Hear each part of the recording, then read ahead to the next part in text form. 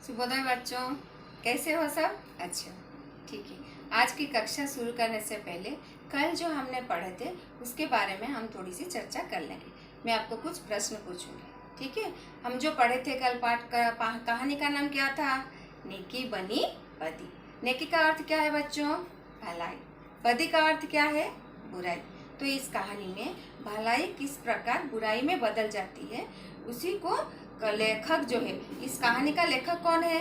मुंशी प्रेमचंद। तो मुंशी प्रेमचंद लेखक जो है इस कहानी के द्वारा बता रहे हैं कि हमें हमेशा दूसरों का उपकार करना चाहिए। उसके साथ साथ कभी कभी क्या होता है ना, कभी कभी हम किसी को अच्छी सलाह देते हैं, लेकिन किसी ना किसी कारण वो सलाह बुराई में भी बदल सकती है। इसके बारे में इस कहानी के द्वारा ही बताया गया है। तो फिर हम बाकी का जो भाग है आज हम शुरू करते हैं। तो हमने जो का पढ़ा था, लेखक जो जिस ऑफिस में काम कर रहे थे उस ऑफिस में कितने चपरासी थे बच्चों? 3 चपरासी थे, 4 चपरासी थे। एक चपरासी का नाम क्या था? गरीब था। जब ये गरीब का वेतन कितना था बच्चों? 7 रुपया। बाकी के चपरासी के वेतन कितने थे?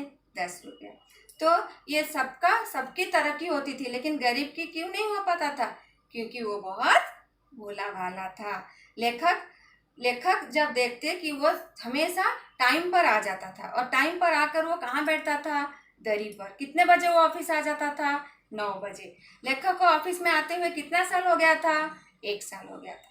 तो एक दिन बड़े बाबू ने गरीब को क्या किया? डांटा। किस लिए डांटा? क्योंकि उसके हाथों से किसी कारण उसके हाथों से जो दवा था, मेज के ऊपर जो दवा था वो नीचे गिर गई, और उसमें जो स्याही थी वो चारों तरफ फैल गई। तो यह बात देखकर लेखक ने बड़े बाबू से क्या कहा कि आप क्यों डांट रहे? वो तो बहुत भोला भाला है, आप अन्याय कर रहे हैं। तो इनकी बात, लेखक की बात सुनकर बड़े बाबू ने लेखक से क्या कहा था कि आप नहीं जानते, ये बहुत बड़ा पाजी है। इसके घर में 2 हेलों की खेती है, हजारों का लेन देन करता है, कई भैंसें दूध देती है कि नहीं? तो ये सारी बातें सुनकर लेखक ने क्या बोला बड़े बाबू को कि अगर इसके घर में इतना सब कुछ है, फिर वो यहाँ आकर चपरासीगिरी क्यों करता है? बच्चों, चपरासी का अर्थ क्या है? अर्दली। चपरासी का अर्थ क्या है? अर्दली। जो ऑफिस में ऑर्डर देने पर जो जल्दी से काम कर लेते हैं उनको कहते हैं ऑर्डरली, या तो हिंदी में कहते हैं हम अर्दली, चपरासी। तो दूसरे महाशय ने क्या कहा था? दूसरे महाशय, आप नहीं जानते, ये बहुत बड़ा गांठ का धनी है और बला का मक्खी चूसे। बच्चों, ये जो गांठ का धनी और बला का मक्खी चूसे, ये दो क्या क्या है? ये 2 मुहावरे हैं। मुहावरा का अर्थ क्या है बच्चों?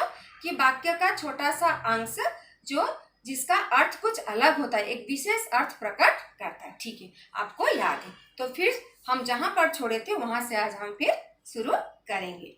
जैसे ही ये बात सुनकर तो लेखक ने सोचा, चलो मैं एक बार गरीब को पूछ ही लेता हूँ कि सच में क्या इसके घर में खेती बाड़ी है। तो एक दिन लेखक ने जाकर गरीब से पूछा, क्या सच में तुम्हारे घर में इतनी खेती बाड़ी है? तो गरीब ने कहा, हाँ मेरे घर में है। तो वहां से हम शुरू करेंगे। गरीब ने दिन जब लेखक ने उससे पूछा, दफ्तर में बाबू लोगों की भी कभी कुछ खातिर करते हो? मतलब आप इनका की कुछ ख्याल रखते हो नहीं? तब गरीब ने दीनतापूर्ण आश्चर्य से कहा, हुजूर, मैं सरकार लोगों की क्या खातिर कर सकता हूँ? खेती में जो चना मक्का ज्वार घास पात के सिवा और क्या होता है? आप लोग राजा हैं, ये मोटी छोटी चीजें किस मुंह से मैं आपको भेंट करूं? तो बच्चों, हम लोग सोचते हैं ना, जो किसान होते हैं, हमारे मन में यही धारणा होती है कि जो किसान होते हैं उनके पास ज्यादा पैसा नहीं होता है, उन्हें सीधे साधे होते हैं। लेकिन ज्यादातर आजकल सब समान है, जो खेती बाड़ी करते हैं उनके पास भी बहुत पैसा होता है। लेकिन हम लोगों के मन में विश्वास है कि जो सरकारी नौकरी करते हैं वो राजा लोग हैं। क्यों है? क्योंकि उनको महीने का महीना उनको सही तरह से पैसा मिल जाता, और बहुत सारी छूट भी उनको मिलती है। लेकिन जो बेसरकारी नौकरी करते हैं उनकी इतनी छूट नहीं मिलती, जितना मेहनत करते हैं उसके हिसाब से उनको पैसा भी नहीं मिलता। तो ये जो गरीब था वो बहुत भोला भाला था। तो उसको मालूम था कि जो सरकारी नौकरी करते हैं वो बहुत राजा लोग होते हैं, और मैं तो खेती बाड़ी करता हूँ, मैं भला क्या उनको दे सकता हूँ? तो उन्होंने, गरीब ने लेखक से कहा, मैंने उसे समझाया, भला एक दिन कुछ लाकर तो देखो, लोग क्या कहते हैं। तब ये बात सुनकर लेखक ने गरीब से सलाह दी कि अच्छा ठीक है, तुम्हारे घर में इतना सब कुछ है तो एक बार तो लाकर अपने बड़े बाबू लोगों को तो दो, क्या होता है देखेंगे। दूसरे दिन गरीब आया तो उसके साथ 3 हृष्ट पुष्ट युवक भी थे। यह बात सुनकर गरीब के मन में थोड़ा बदलाव आया। वो घर में जाके दूसरे दिन फिर उसके साथ कौन आए? 3 हृष्ट पुष्ट। हृष्ट मतलब हट्टा कट्टा युवक। युवक कौन हो सकते हैं बच्चों? हाँ, उसके बेटे ही होंगे ना। तो दूसरे दिन क्या हुआ? गरीब उसके साथ 3 हृष्ट पुष्ट युवक को लेकर आया। 2 के सिरों पर 2 टोकरियां थी। दोनों के सिर, ये सिर है, सिरों के तीनों आए थे। दोनों के सिर पर क्या था? 2 टोकरियां थी। उनमें मटर की फलियां भरी थी। 2 टोकरियों में क्या भरी हुई थी? मटर की फलियां। आपने देखा है मटर की फलियां? देखा है। एक के सिर पर मटका था जिसमें ईख का रस था, और एक के जो युवक था उसके सिर पर क्या था? एक मटका था। मिट्टी का मिलता है ना बच्चों, मटका, जिसमें अभी गर्मी के मौसम में हम लोग पानी पीते हैं, घर में रखते हैं मटका। तो एक ही मटके में क्या था? ईख का रस था। ईख मतलब शुगर का, ईख का रस था। तीनों युवक ईख का एक एक गट्ठा कांख में दबाए हुए थे। कहाँ दबाए हुए थे? कांख। कांख मतलब ये, इसको ही कहते हैं कांख। दफ्तर के चपरासियों तथा अन्य कर्मचारियों ने गरीब को घेर लिया। तो यह सब देखकर जितने भी ऑफिस में कर्मचारी थे तो वह सब गरीब को घेर लिया, चारों तरफ जाकर घेर लिया। कोई ईख लेकर चूसने लगा। ईख मतलब चूसते हैं ना, जैसे आम चूसते हैं, आम जूस पीते हैं, ईख से क्या निकलता है? जूस निकलता है कि नहीं? तो वैसे ही कोई कोई लेकर ईख को निकाल कर लेकर जूस चूसने लगे। कोई आदमी टोकरियों पर टूट पड़े, और जो बाकी के जो ऑफिसर थे वो सब क्या हुए? वो टोकरी के ऊपर टूट पड़े। इनमें इतने में बड़े बाबू भी वहां आ पहुंचे। कौन बड़े बाबू? कौन है? बॉस, ऑफिस का जो बॉस है वो भी वहां पर आ पहुंचे। मैंने बताया गरीब घर से सौगात लाया है। सौगात का मतलब है बच्चों उपहार, गिफ्ट, सौगात। कुछ आप लीजिए, कुछ हम लोगों में बांट दीजिए। बांट देना मतलब डिस्ट्रीब्यूट, भाग कर देना। कौन आया तब? बड़े बाबू जब आए तो मैंने कहा, यहाँ पर मैंने कौन है? लेखक। तो लेखक ने कहा देखिए गरीब सौगात लाया है अपने घर से, तो आप भी कुछ लीजिए और हम सब में भी आप बांट दीजिए। बड़े बाबू कृत्रिम क्रोध धारण करते हुए बोले। कृत्रिम मतलब बेटा बनावटी, जो नेचुरल नहीं है। कृत्रिम, प्राकृतिक मतलब नेचुरल, जो कृत्रिम जो हम बनाते हैं। बड़े बाबू ने कृत्रिम क्रोध धारण करते हुए बोले बोले क्यों गरीब, तुम ये चीजें क्यों लाए? और फिर खुश होकर उन्होंने गरीब की सौगात को स्वीकार कर लिया। तो बच्चों यहाँ पर क्या हुआ? बड़े बाबू और जितने भी ऑफिस बाबू साहब थे, उनके मन में यही इच्छा थी कि गरीब कुछ ना कुछ लाकर उनके घर से उनको दे। तो जब वो सच में ला लिया तो वो लोग अंदर ही अंदर चाहते थे कि हाँ दे, लेकिन ऊपर दिखावटी कहते हैं कि नहीं नहीं आपको नहीं लाना चाहिए। तो इसलिए जैसे ही उन चीजों को देखकर बड़े बाबू ने कृत्रिम मतलब बनावटी, सच में उनके अंदर गुस्सा नहीं था, वो दिखाने के लिए, सबके सामने दिखाने के लिए थोड़ा गुस्सा करके आप क्यों लाए इतने सारी चीजें। फिर क्या हुआ? फिर बाद में वो भी ले लिए और दूसरों को भी बांट दिया। अब दफ्तर में गरीब का मान होने लगा। तो जैसे ही गरीब अपने घर से चीजें लाकर लोगों को, ऑफिसर बाबू लोगों को दिया, तो धीरे धीरे बाबू लोग क्या करने लगे? उसकी मान करने लगे। मान मतलब सम्मान करने लगे। अब उसे कोई नहीं डांटता था, दिन भर दौड़ना नहीं पड़ता, उसके नाम में भी परिवर्तन हुआ। वह गरीब से गरीबदास बना। तो जैसे ही उनको बड़े बाबू लोगों को खुश करने के लिए कुछ चीजें लाकर घर से उनको दे दिया, तो उन लोगों के अंदर में मनोभाव में परिवर्तन आ गया। धीरे धीरे अब कोई भी गरीब को नहीं डांटा, और गरीब, उसका नाम था गरीब, तो अभी क्या बन गया? वो गरीबदास, मतलब सम्मान सूचक पद उसको मिल गया, गरीबदास। उसका स्वभाव भी बदलने लगा। लेकिन क्या हुआ बच्चों? धीरे धीरे वो तो लाकर चीजें लाकर बाबू लोगों को दिया, और बाबू लोगों के अंदर ये परिवर्तन आया, लेकिन गरीब के स्वभाव मतलब नेचर, उसका जो आदत है, उसमें भी धीरे धीरे परिवर्तन आने लगा। दीनता की जगह अकड़ पैदा हो गया। पहले तो वो दीनता मतलब गरीब लोगों के अंदर जो भाव होता है वो दीनता। अकड़ मतलब थोड़ा घमंड। अभी वो लोगों को लाकर चीजें दे दिया ना, तो थोड़ा घमंड उसमें आ गया। तत्परता की जगह आलस्य ने ली। तत्परता की जगह आलस्य ने ली। जो पहले वो कैसा था? बहुत एनर्जेटिक था, फुर्ती वाला था, रोज वो टाइम पर आ जाता था। लेकिन धीरे धीरे जैसे ही वो लोगों को चीजों देकर उनको खुश करने लगा, तो धीरे धीरे उसके अंदर क्या हुआ? आलस्य, लेजीनेस, आलस्य पैदा हो गया। कैसा क्या हुआ देखेंगे अभी। अब वो कभी कभी दफ्तर देर से आने लगा, कभी बीमारी का बहाना बनाकर घर बैठा रहता। उसके सारे अपराध माफ थे। तो धीरे धीरे उसमें क्या आलस्य पैदा हो गया, धीरे धीरे वो ऑफिस लेट आने लगा। और क्या हुआ, बीमारी का बहाना, झूठ बोलना भी उसको आ गया। मतलब झूठ, कभी कभी उसका तबीयत भी ठीक होता तो भी वो घर में रहकर फोन कर देता कि बाबू साहब आज मैं नहीं जा सकता हूँ क्योंकि मेरा तबीयत ठीक नहीं है। देखो पहले वो कभी झूठ बोलता था नहीं, लेकिन अब क्या हुआ, जैसे ही वो बड़े बाबू लोगों को चीजें लाकर खुश करने लगा तो धीरे धीरे उसके स्वभाव में भी परिवर्तन आ गया। अब वो 10वें 5वें दिन दूध दही आदि लाकर बड़े बाबू को भेंट किया करता। वो देवता को संतुष्ट करना सीख गया था। मतलब भगवान की हम पूजा करते हैं ना, भगवान की पूजा क्यों करते हैं, चलो भगवान हमारी मनोकामना पूर्ण करेंगे, है कि नहीं, और हम कुछ ना कुछ फल दूध ये सब लाकर भगवान को अर्पण करते हैं। तो यहाँ ऑफिस में भगवान के जैसा कौन है, बॉस, जो ऑफिस का जो कार्यालय दफ्तर का मुख्य होता है वही बॉस होता है। तो अभी क्या हुआ, 10वें 5वें दिन, हर 10 दिन में और 5 दिन में गरीब जो था वो क्या लाकर देने लगा बड़े बाबू को, दूध और दही, क्योंकि उसके घर में होता है, कई पैसे हैं उसके घर में, तो वो सब लाकर दे दिया। तो अभी उसको मालूम हो गया कि भगवान, भगवान मतलब यहाँ पर कौन है बच्चों, और फिर बड़े बाबू, तो बड़े बाबू को कैसे खुश करना है अभी उसको मालूम हो गया। एक दिन बड़े बाबू ने उसे सरकारी फार्मों का पार्सल छुड़ाने के लिए स्टेशन भेजा। तो सरकारी दफ्तर जो होता है उनका, उसमें बहुत सारे जो ऑफिशियल जो डॉक्यूमेंट्स होता है बच्चों, वो दूर से पार्सल के द्वारा ही आता है, स्टेशन से, रेलवे ट्रेन से ही आता है कि नहीं। तो बड़े बाबू ने क्या किया, एक दिन उसको बोला कि जाओ कुछ पार्सल आने वाला है, तुम जाकर स्टेशन से जाकर लेकर आओ। कई बड़े बड़े पुलिंदे थे। यहाँ पर पुलिंदे का मतलब है बच्चों बड़े बड़े कागज के बंडल, बड़ा बड़ा बंडल रहता है ना, उसको कहते हैं पुलिंदे कहते हैं, जो दफ्तर तक ठेले पर लाए गए। ठेला आपने देखा बच्चों, ठेले के ऊपर जब हम बहुत सामान लेकर जाते हैं तो ठेले के ऊपर लेकर ही आते हैं, आसान होता है। तो एक बार क्या हुआ, बड़े बाबू ने गरीब से कहा कि जाओ कुछ पार्सल आने वाला है, तुम जाकर स्टेशन जाकर ले आओ। गरीब ने कहा ठीक है। गरीब ने ठेले वालों से 12 आना मजदूरी तय की थी। मजदूरी मतलब पारिश्रमिक। तो यहाँ पर कुछ शब्द है बच्चों, जैसे मजदूरी, फार्म, अंग्रेजी, कुछ मैंने आपको कल ही बताई थी, अगले कक्षा में बताई थी आपको कि कुछ ऐसे शब्द हैं जिन शब्दों के नीचे ऐसे बिंदु जैसा रहता है, उसको कहते हैं नुक्ता वाले शब्द। ये सब कौन सा शब्द है बच्चों, उर्दू शब्द है।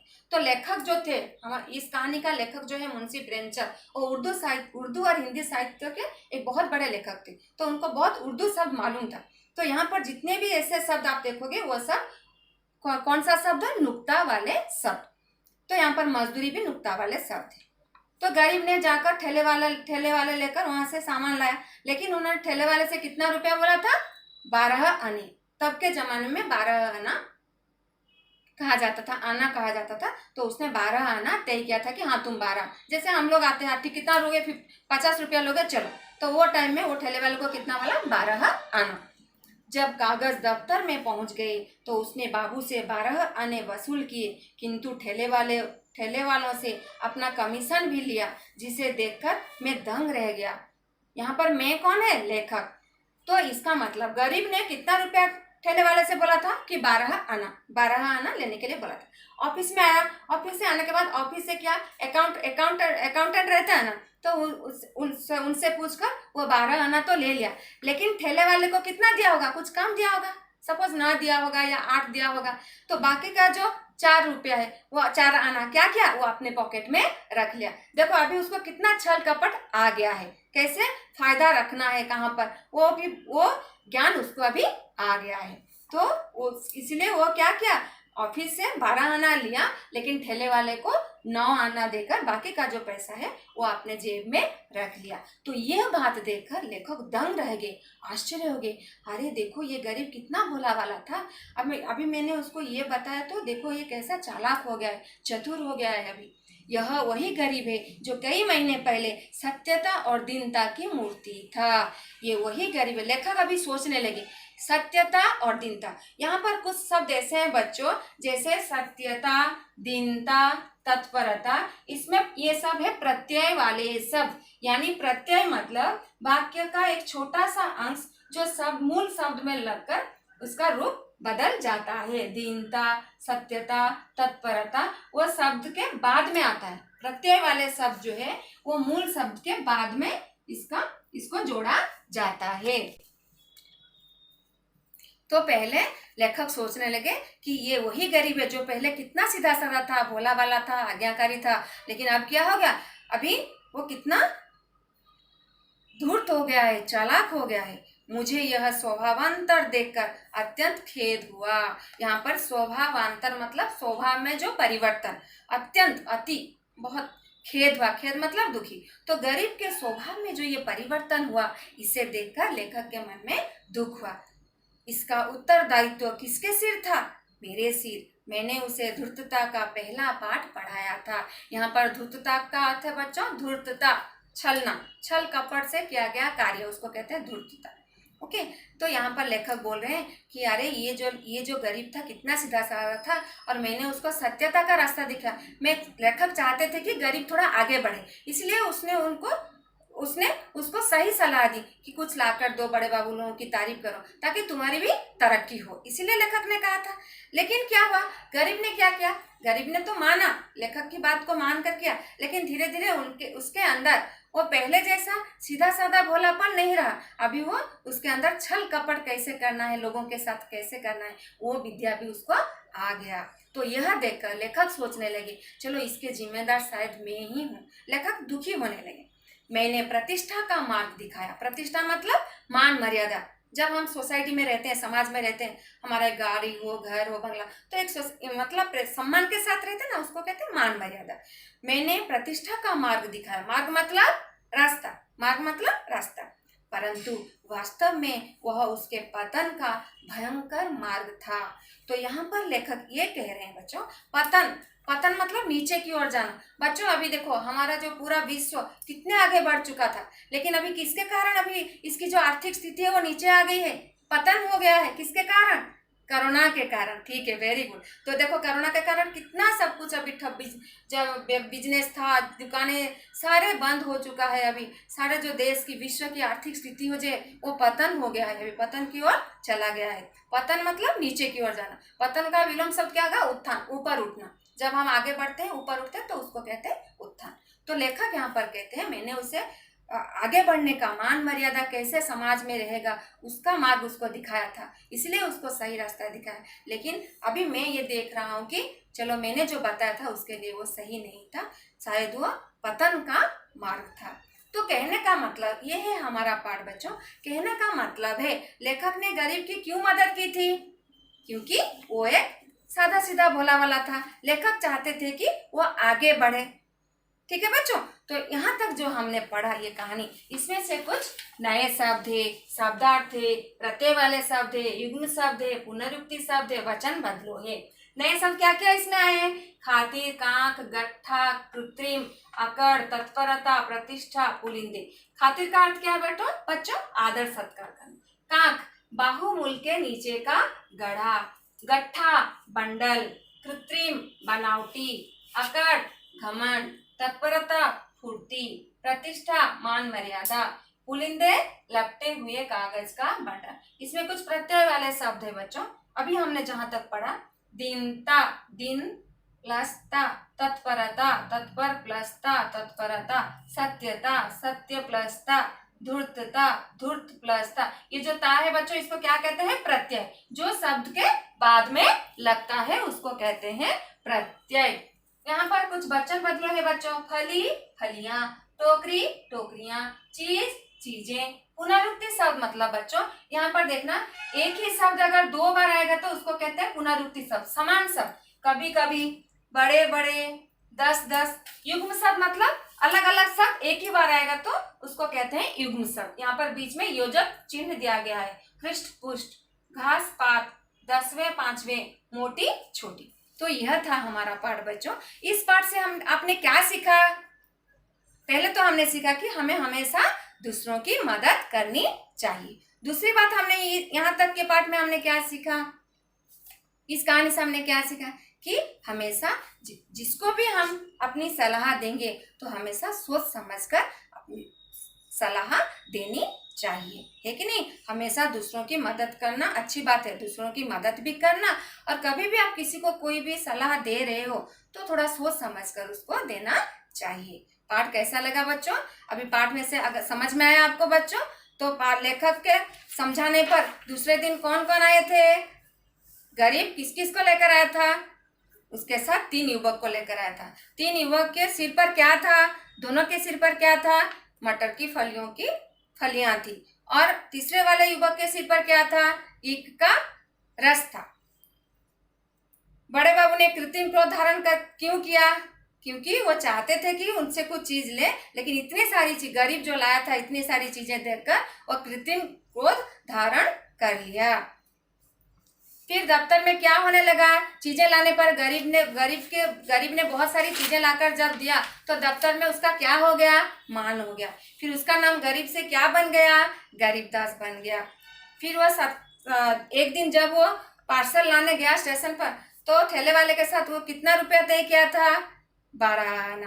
फिर जब ऑफिस से लेकर दिया, कितना आना दिया उसको? थोड़ा कम दिया, और उसमें से वो कुछ कमीशन रख लिया। तो बच्चों, पाठ आपको समझ में आया? इस पाठ से आपने क्या सीखा? हमें हमेशा कोई भी कितना भी बुरा हो, अगर आपके सामने कोई देख रहे हो, कोई आगे नहीं बढ़ पा रहा है, तो हमेशा आप उसकी मदद करना आगे बढ़ने के लिए। और दूसरी बात है, कभी भी आप किसी को कुछ सलाह दे रहे हो तो सोच समझकर सलाह दिया करना। ठीक है बच्चों? सबसे बड़ी बात हमने यह सीखा बच्चों इस पाठ से हमने कि हमें अपने स्वभाव में कभी भी परिवर्तन नहीं करना चाहिए।